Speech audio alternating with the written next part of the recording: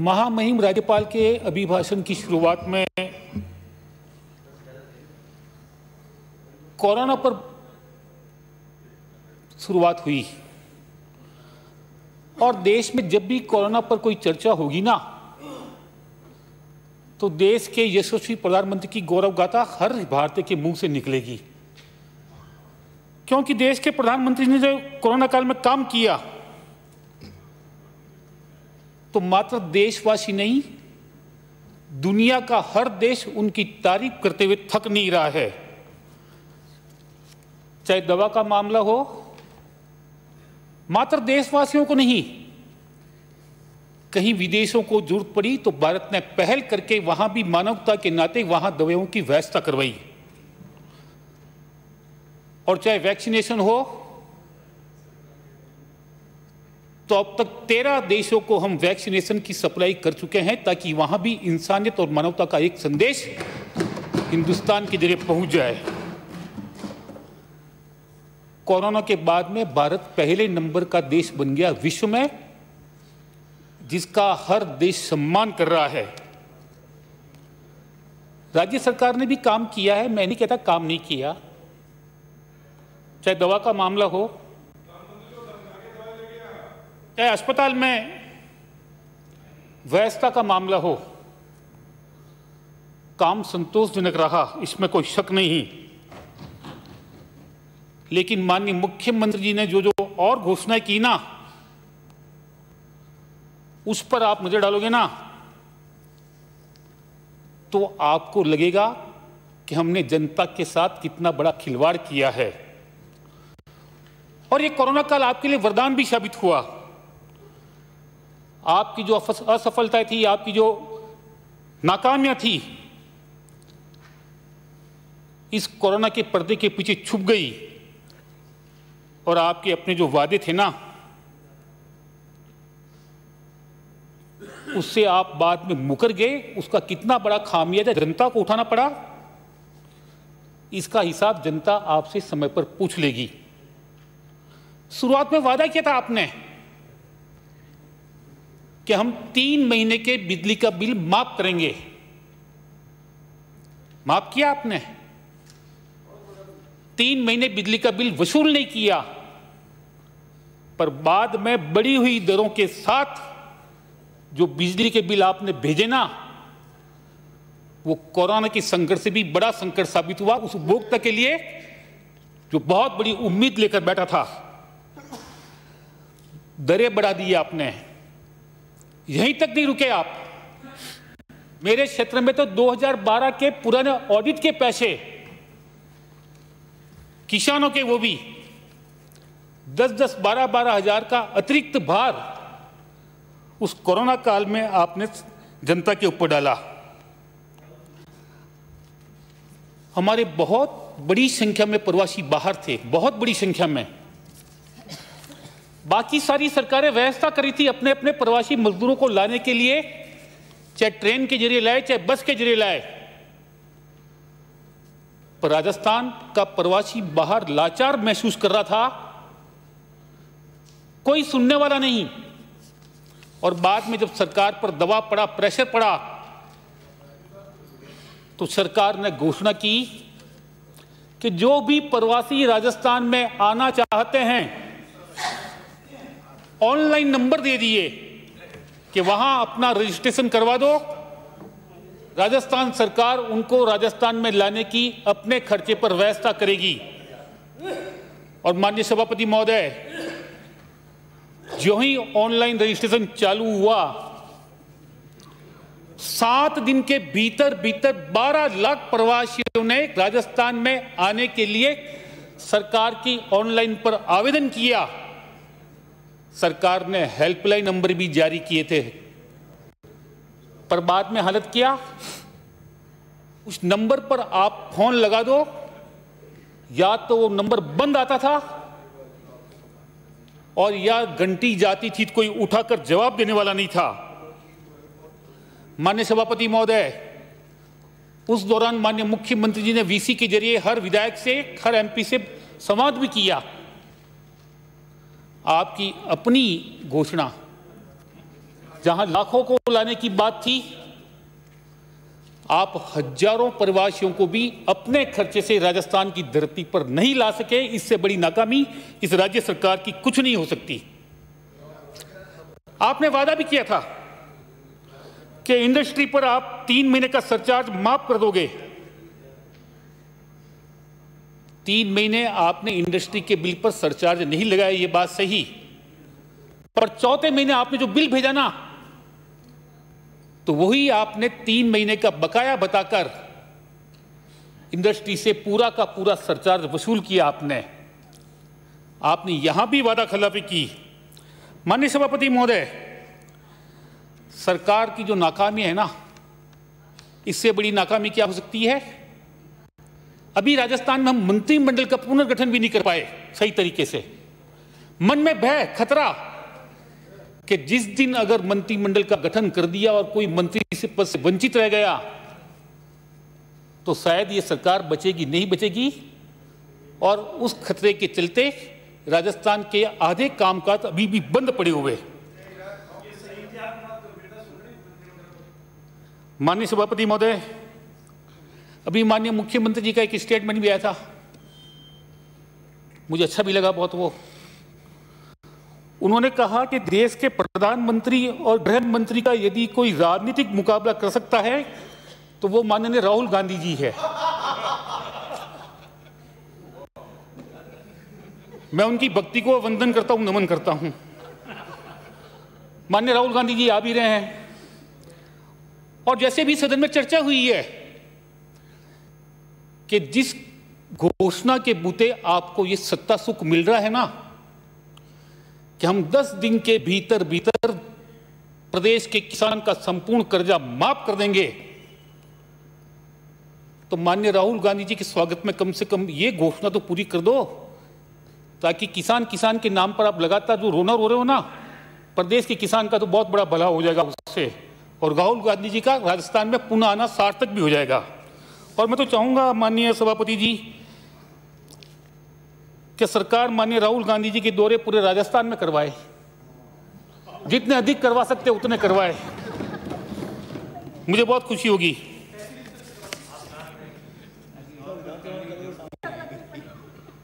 उसके बाद कुछ करने को बचेगा ही नहीं। माननीय सभापति जी, कोरोना के कारण रोजगार का संकट पैदा हुआ। सरकार बात कर रही है हमने किसी को भूख से नहीं मरने दिया। सरकार ने अपने खर्चे से कितने भोजन के किट बांटे, उसका एक बार आंकड़ा सदन के सामने पेश कर दोगे ना आप, तो सारी की सारी पोल खुल जाएगी आपकी कि सरकार ने अपने मद से एक भी किट, या तो विधायक कोष या समाजसेवी संस्थाओं को धन्यवाद दूंगा जिन्होंने इस कोरोना काल के संकट में हमारे प्रवासियों, हमारे प्रदेशवासियों को भूखा नहीं मरना दिया। धन्यवाद दूंगा प्रधानमंत्री जी को। सब राज्य सरकारों को खुली छूट दे दी थी, खुली छूट, जो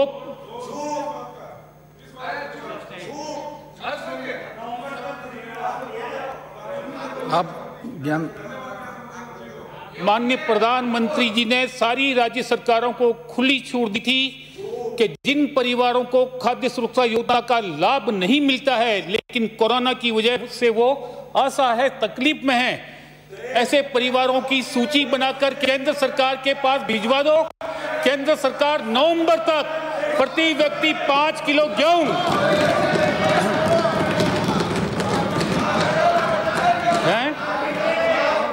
इस सच को नहीं झुटला सकती कि राजस्थान सरकार ने 23 रुपए किलो पेमेंट किया है। माननीय सदस्य बिराजे ज्ञान जी आप सारी राज्य सरकारों को खुली छूट दी थी, खुली छूट। जो भी ऐसे परिवार हैं जिनको आवश्यकता है उनकी सूची भिजवा दो। प्रति व्यक्ति प्रति माह 5 किलो गेहूं और प्रति परिवार 1 किलो दाल नवंबर माह तक भारत सरकार की ओर से फ्री में दी जाएगी। पर राज्य सरकार की कैसी नाकामी, फोकट में जस लेना था, फोकट में जस।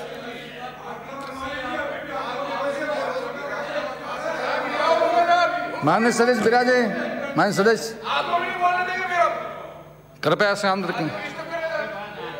ज्ञान जी आप राज्य सरकार सही तरीके से वो सूचियां भी भारत सरकार को नहीं भिजवा सकी, जिसके कारण हजारों ऐसे प्रदेश के लाखों ऐसे परिवार जो वाकई में जरूरतमंद थे, जिनको सरकारी मदद की आवश्यकता थी, आपकी नाकामी की वजह से इस योजना से वो वंचित रह गए थे। ये शादी ब्याह में काम करने वाले व्यक्ति हैं, धार्मिक कार्य में काम करने वाले व्यक्ति हैं, ऐसे कई परिवार जो अभी तक काम पे नहीं हैं, पर आपकी सरकार ने कभी सुध नहीं ली। माननीय सभापति महोदय, कोरोना में जनजीवन बचाना हमारी पहली आवश्यकता थी।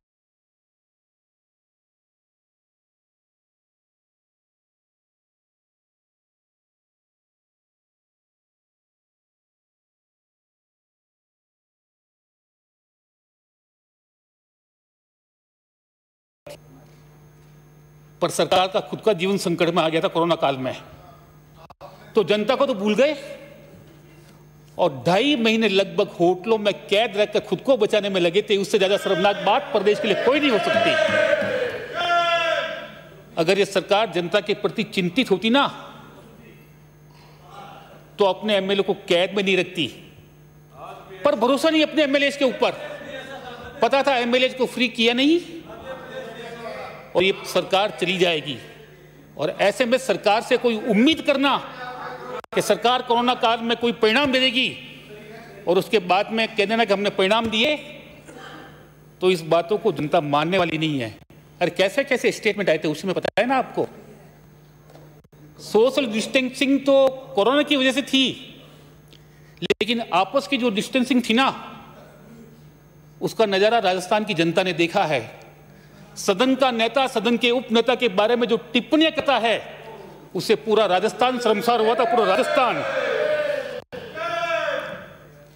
माननीय सभापति महोदय, ये कोरोना का संकट है ना, ये राजस्थानियों की अपनी ताकत थी, हिम्मत थी, साहस था और आपस में भाईचारे की भावना थी।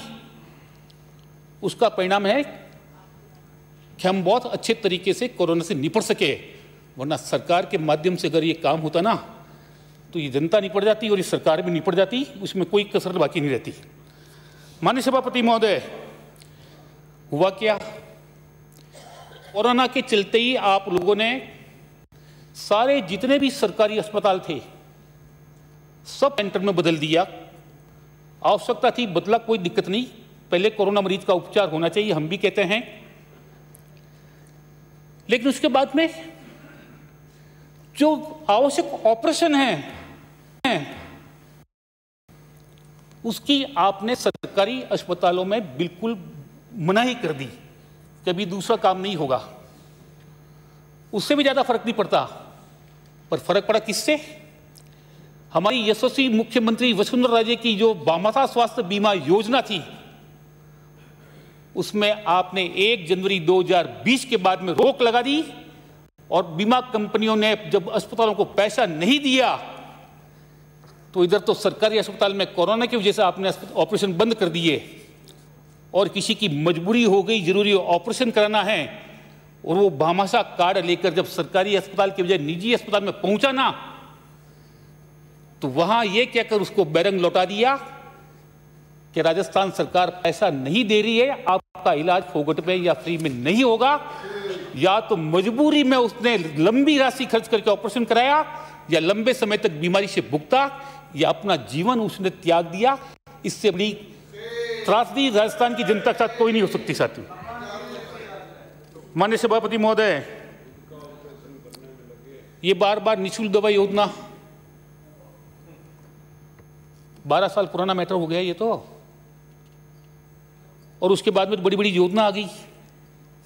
भामाशा स्वास्थ्य बीमा योजना ने इस आपकी गरीब निःशुल्क दवा योजना को बहुत पीछे खदेड़ दिया। और उसके बाद में तो भारत सरकार की आयुष्मान भारत बीमा योजना आ गई। कब लागू की आपने? जब कोरोना काल में इसकी आवश्यकता थी, आपने लागू नहीं की। 20 जनवरी लगभग 1.25 साल बाद, भारत सरकार की घोषणा के लगभग 1.25 साल बाद आपने राजस्थान में इस योजना को लागू किया। और अभी तक आपने उस अस्पतालों की सूची साया नहीं की, जिसके माध्यम से वो व्यक्ति कार्ड लेकर वहां अपना इलाज या ऑपरेशन फ्री में करवा सकता है। इससे बड़ी सरकार की ओर से कोई बड़ी त्रासदी जनता के साथ नहीं हो सकती। माननीय सभापति महोदय, माननीय सभापति महोदय,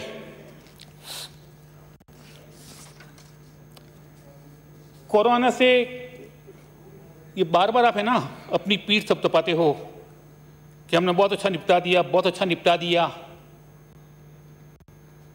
मैं आज हालत बता दूं आपको, राजस्थान से कोरोना चला गया, इसमें कोई शक नहीं, पर सरकारी अस्पतालों में आज भी कोरोना जाने के बाद में जो व्यवस्था पहले चल रही थी उसको प्रारंभ करने की बात है, तो उसकी शुरुआत अभी भी नहीं की जा रही है।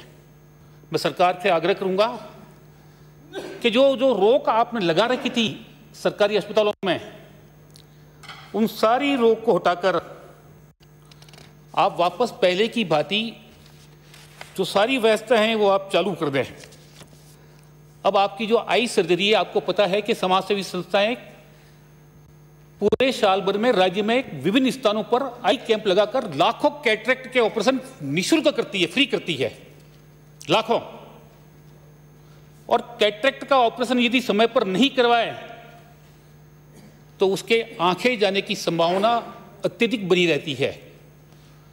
1 साल से ये सारी परमिशन आपने बंद कर रखी है, कोई भी आई कैंप की परमिशन सरकार के माध्यम से मिल रही नहीं है। जो सरकारी अस्पताल में तो वैसे भी ऑपरेशन नहीं होते, पर जो निजी आंखों के अस्पताल है ना, वो बार बार आपसे आग्रह कर रहे हैं, बार बार आपसे छूट मांग रहे हैं कि अब तो कोरोना काल खत्म हो गया, आप कैटरेक्ट के ऑपरेशन की परमिशन दे दो। पर पता नहीं सरकार किस नींद में है, अभी भी आदेश की क्यों देरी कर रही है मुझे समझ में नहीं आ रहा। और माननीय सभापति महोदय, अभी भाषण के पैरा 20 में आपने 2020-21 में प्रधानमंत्री फसल बीमा योजना में 3,973 करोड़ की राशि का क्लेम देने की बात लिखी। ये किसने दिया? ये देश के यशस्वी प्रधानमंत्री नरेंद्र मोदी की प्रधानमंत्री नई फसल बीमा योजना के कारण राजस्थान के किसानों को मिला है। इसमें कहीं आपका योगदान नहीं है। आपका योगदान बता दूं आपको मैं, आपने 2 साल की प्रीमियम की राशि भी बीमा कंपनी को जमा नहीं कराई है, जो आपके हिस्से की है। अगर आपकी प्रीमियम की 2 साल की राशि जमा हो जाए ना, तो बहुत लंबी राशि जो क्लेम के लिए पेंडिंग पड़ी है राजस्थान के किसान को मिल सकती है। माननीय सभापति महोदय, प्रधानमंत्री फसल बीमा योजना माननीय प्रधानमंत्री जी की देन है, और आपने, मैं धन्यवाद दूंगा आपको, कभी भाषण में आपने 4 जगह कम से कम कृषि के मामलों में प्रधानमंत्री योजना का जिक्र किया है। माननीय सभापति महोदय, अभी भाषण के पैरा 46 में आपने नरेगा में 7,196 करोड़ रुपए व्यय कर 59 लाख परिवारों को रोजगार उपलब्ध कराने का जिक्र किया। ये पैसा कहां से आया? कोई आपके खजाने से गया है, सरकार के खजाने से? ये सारा का सारा भारत सरकार का। और कैसी छूट दी कोरोना काल में? अगर कोई प्रवासी राजस्थानी वहां काम धंधा छोड़कर अपने गांव आ गया है, तत्काल जॉब कार्ड बनवाकर उसका नाम एंट्री करो और नाम एंट्री करके उसको रोजगार दो, और उसके लिए जितना अतिरिक्त पैसा होगा भारत सरकार देगी। तब कहीं जाकर इतना बड़ा काम इस राजस्थान की धरती पर हुआ है। इस सदन को धन्यवाद देना चाहिए माननीय यशस्वी प्रधानमंत्री को कि जिन्होंने नरेगा काल में इतना बड़ा रोजगार जुटाया। माननीय सभापति महोदय, राज्य सरकार ने अपने खजाने से क्या खर्च किया? 2 साल में कोई पक्का काम नरेगा में बता दे राज्य सरकार कि हमने पक्के काम की ये सैंक्शन निकाली है। अरे आपने तो सरपंचों के वित्तीय अधिकार है ना, उसको भी छीन लिया था। ये तो बाद में दबाव पड़ा, मजबूरी आई ना, अब डाला है वापस। लोकतंत्र की हत्या। एक तरफ तो आपके जो पूर्व प्रधानमंत्री है वो पंचायत राज को ताकतवर बनाना चाहते थे, पर आपकी सरकार ने चुने हुए सरपंचों को वित्तीय अधिकार से वंचित करके लोकतंत्र पर बहुत बड़ा कुठाराघात किया। माननीय सभापति महोदय, 2 साल से कोई भी सामग्री मद का पैसा जो पुराना पेंडिंग है, काम हो गया, उसका भी कोई अता पता नहीं है। और पक्के काम की स्वीकृतियां नाम मात्र की। हमारे सरकार के काल में कैटल शेड, जो पशुपालक है उनको कैटल शेड मिल जाए उसकी स्वीकृति जारी होती थी। किसान को अपना खेत अपना काम में खेत की बाड़ाबंदी का, खेत की दोहरेपाली का काम मिलता था। पर 2 साल में नरेगा में आपने ये प्रावधान भी खत्म कर दिया। ना कोई कैटल शेड है, ना कोई अपना खेत अपना काम है, और नरेगा के पीठ आप अपने खुद थपथपा रहे हो। माननीय सभापति महोदय, जल जीवन मिशन जो हमारे प्रदेश के लिए एक वरदान साबित हो सकता है, वरदान, कैसी उदासीनता, कितनी लापरवाही। आश्चर्य होता है कि जो राजस्थान पेयजल के लिए हमेशा तरस रहा है, वहां तो कम से कम सरकार को चिंता करके प्रस्ताव भारत सरकार के पास भेजे जाने थे। और इससे ज्यादा सौभाग्य क्या हो सकता है कि जो केंद्र के जल शक्ति मंत्री हैं वो भी राजस्थान के हैं। सरकार जो भी प्रस्ताव भेजे पैसा देने को तैयार बैठे हैं, पर आपकी नाकामी देखें आप। हमसे जो पिछड़े हुए स्टेट थे उन्होंने इस योजना का लाभ लेकर अपनी आधी से ज्यादा आबादी को घर घर पेयजल उपलब्ध करा दिया। और हम अभी कहीं ग्रामीण बेल्ट में इस योजना का लाभ हमारे गांव की जनता को दे नहीं सके। माननीय सभापति महोदय, हमारे यहां पेयजल पहली आवश्यकता है, और मैं मेरे क्षेत्र की बात करूंगा। मेरे क्षेत्र में पेयजल का संकट रहता है जबकि पानी है। मैं धन्यवाद दूंगा माननीय वसुंधरा जी को कि पिछले कार्यकाल में लगभग 100 करोड़ की योजनाएं मंजूर करके उन्होंने बहुत बड़ी राहत दी थी। अगर जल जीवन मिशन में रोहित बेल्ट को जोड़ दिया जाए तो इसमें जो निर्धारित मापदंड है उससे भी बहुत कम राशि खर्च करके हर घर तक आसानी से पानी पहुंचाया जा सकता है, हर घर तक। पर वही सरकार को कोई ध्यान नहीं, और सरकार को ध्यान नहीं तो अफसरों को कोई चिंता नहीं, कोई योजना बनाने वाला नहीं। कई बार कह दिया योजना बनकर चली जाए तो बहुत कम राशि में 70,000 परिवारों को नहीं 17,000 परिवारों को घर बैठे पानी मिल जाएगा। पर अधिकारियों के काम करने की नीयत नहीं होने की वजह से माननीय सभापति महोदय, ये योजना राजस्थान में बहुत पिछड़ गई है। मेरा सरकार से आग्रह रहेगा, जब भारत सरकार पैसा देने को तैयार है, अधिकारियों के ऊपर थोड़ा डंडा कसो, नकेल कसो आप उनकी, और जहां कम राशि में घर तक पानी पहुंच सकता है उनके प्रस्ताव तो तत्काल बनाकर भारत सरकार के पास भिजवाओ, ताकि आने वाले 2, 3, 4 वर्षों में हम इस क्षेत्र में अच्छी प्रगति कर सकें। माननीय सभापति महोदय, मैं बात करूंगा इंडस्ट्री की। माननीय मुख्यमंत्री महोदय कई बार घोषणा कर देते हैं, वाहवाही लूट लेते हैं, अपने जिंदाबाद के नारे भी लगवा देते हैं, पर घोषणा करने के बाद भी मुख्यमंत्री के आदेश के बाद भी कोई आदेश जारी नहीं होते। माननीय मुख्यमंत्री जी ने 3 जनवरी 2020 को जोधपुर के उद्योग मेले में टेक्सटाइल उद्योग को बहुत बड़ी राहत देने के लिए ईटीपी लगाने पर 2 करोड़ की राशि देने की घोषणा की थी। 2 करोड़ की राशि देने की घोषणा, और जिसको माननीय उद्योग मंत्री जी ने पिछली बार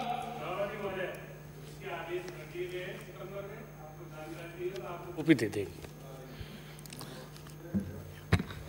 माननीय उद्योग मंत्री जी, वो आदेश आप घोषणा हुई थी 3 जनवरी 2020, ठीक है ना? आप बाजू में बैठते उनके बिल्कुल पास वाली कुर्सी में बैठते आप। प्रोसेस में टाइम लगा था, आपकी जो बात है उसको हमने पहले पूरी कर दिया। माननीय मुख्यमंत्री की घोषणा थी, माननीय सदस्य समाप्त करें। पहले 2 मिनट की बात है, टाइम पूरा हो रहा है। पहले यह प्रावधान था कि लागत का 50% और अधिकतम 25 लाख रुपए का। उस अधिकतम 25 लाख को माननीय मुख्यमंत्री जी ने बढ़ाकर 2 करोड़ किया, ठीक है। पर साथ में जो चालाकी की ना आपके अधिकारियों ने, कह दूं मैं, या पता नहीं आपकी खुद की नीयत ठीक नहीं थी, उसमें आपने लागत का 50% की जगह लागत का 20% कर दिया, तो उसको अतिरिक्त लाभ नहीं मिलेगा। लागत का 50%, अगर ये आदेश आपने जारी कर दिया हो तो उसकी कॉपी आप मुझे दे देना। 10 करोड़ का लगेगा तो उसमें कितना बना? 20% से ईटीबी 10 करोड़ का बनता है, कम का भी बनेगा, 10 करोड़ तक बनेगा तो 2 करोड़ देंगे। माननीय सभापति महोदय, पहले प्रावधान ये था लागत का 50%, लागत का 50% और अधिकतम 25 लाख। उस अधिकतम 25 लाख को बढ़ाकर माननीय मुख्यमंत्री जी ने 2 करोड़ किया था। लागत का 50% की बात उस समय नहीं उठी थी और आपने घोषणा को पूरी करनी है, इसलिए आपने लागत का 20% कर दिया। मेरा आग्रह रहेगा, माननीय मुख्यमंत्री जी की घोषणा है और पालिका, बालोतरा का, जोधपुर का, ये आपके राजस्थान का पूरा उद्योग बहुत बड़े संकट में है।